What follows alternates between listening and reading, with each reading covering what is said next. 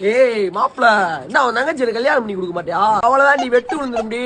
நான் தான் கட்டுவேன், என்ன பண்ண முடியாது பண்ணிக்கிறா. நீ இருப்பேன் மாப்பிள கூட. இருப்பேன்டா.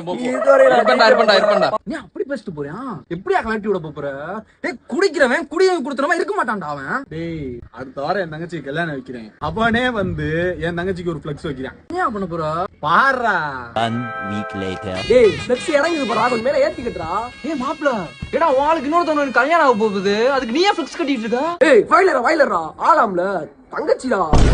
தங்கச்சியா? ஏடா சலம்பரம் எல்லாம் கொடுத்துட்டு இருந்தியா குடிச்சிட்டு? டேய் நீ அன்வான்டடா பேசிட்டு இருக்க, கிளம்பு முத. யோ விஜய், பாய், அது 20 கிலோ கறியை மட்டும் கொடுத்துருங்க பாய். யோ மாப்ள என்னையா பண்ணு? சொன்ன மாதிரி தங்கச்சின்றியா, அவனே ஃபிளெக்ஸ் எல்லாம் கட்டியா, என்னையா பண்ணு? மாப்பிள, உன் பையனை கூட்டிட்டு போய் சின்னதா ஒரு பொய்ய மட்டும் தான் போட்டேன். என்னையா போய் சொன்னா? டேய் இப்ப முடிவா என்னடா சொல்ற? கட்டி கொடுக்க முடியுமா முடியாதா? சொல்றத முழுசா கேட்டுறா. இன்னைக்கு காலையில போய் சாதகம் பார்த்து வந்துட்டா. அந்த பிள்ளைய கட்டுறதே 2வது நாள் செத்து போயிடுவானாம்பா. அதான்டா நான் கொடுக்கல. ஏண்டா நம்ம தங்கச்சிக்கு இப்படி ஒரு ஆபத்தா? ஏதாவது பரிகாரங்கள் கேட்டியா? இப்படிதான் மாப்பிள சொல்லி கழட்டி விட்டேன். ஐயோ கூட பலே ஆளியா நீ.